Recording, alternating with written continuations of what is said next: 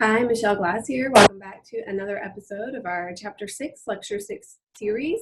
Our topic for this video is essentially our second step in the process of how cells are making ATP from glucose. We are looking in this presentation at pyruvate oxidation.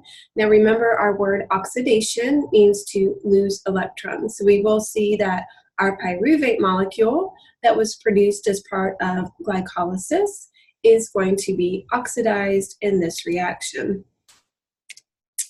Okay, so remember in glycolysis, which occurred in the cytosol of the cell, we produced two pyruvate molecules.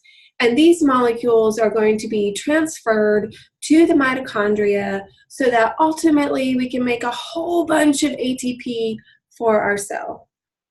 Let's take a look just a minute at the structure of the mitochondria.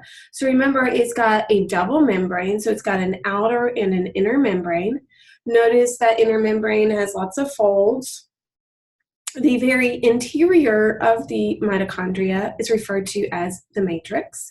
And then you have a space in between your two membranes, and that is referred to as the intermembrane space.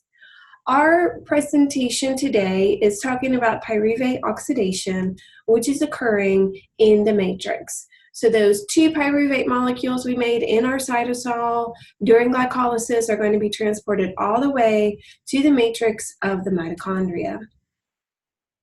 Now once there, we will see that they are oxidized.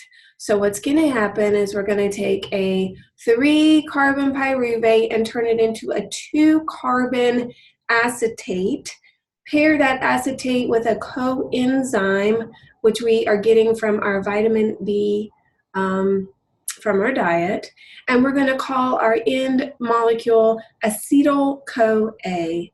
Notice we had 2 pyruvate molecules, so we're doing this 2 times, so we do get 2 acetyl-CoA molecules at the end of this pyruvate oxidation.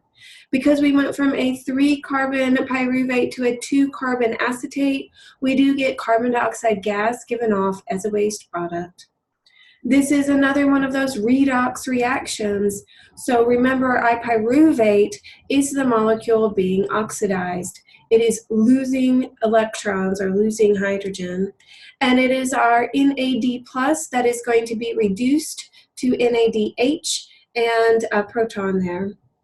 And so remember, it has that job of picking up that electron, and we're going to see it taking it to our final reaction in this process.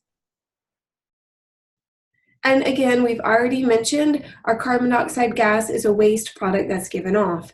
So this is the reason that we exhale CO2. This process is happening, in all or most eukaryotic cells, and so you do expect those cells to give off carbon dioxide gas. So we talked about cellular respiration was the exchange of oxygen and CO2. So here we see that CO2 given off as a waste product. Okay, that's it for now.